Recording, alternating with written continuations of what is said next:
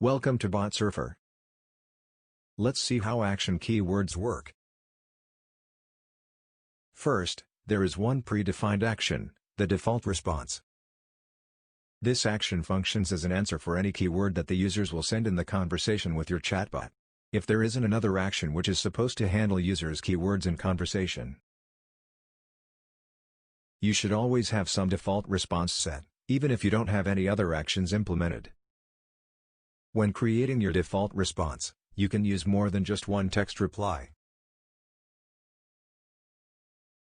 You could write more replies, personalize them, and even choose if they will be sent in a sequence or random order.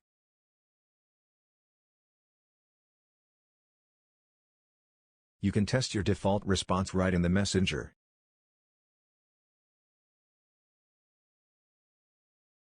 To randomize replies in any action, simply toggle the checkbox for random feature.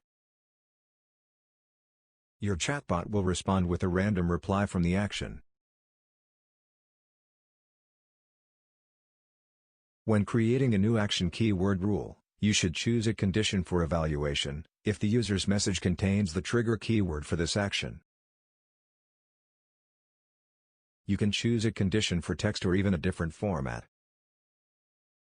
For example, if the message from the user is a GIF, emoji, video and so on. After that, you should define the keyword or keywords for matching.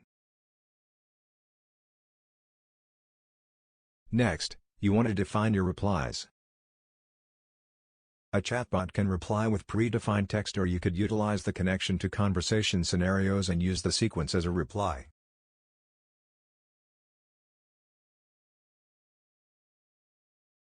This option is very useful if you want to send a user to some place within the chatbot structure based on the content of his message. You could have defined action keywords and turned them on and off based on the demand from users. Also, you can edit replies anytime you need, or you can add more keywords for matching.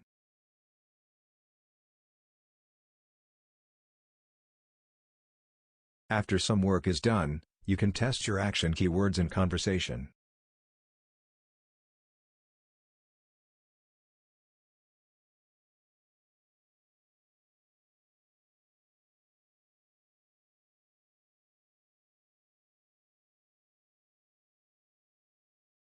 You probably won't be able to handle all keywords that users could write in conversation with your Facebook page. So try to manage the most common words. For unhandled keywords, there will be a default response set.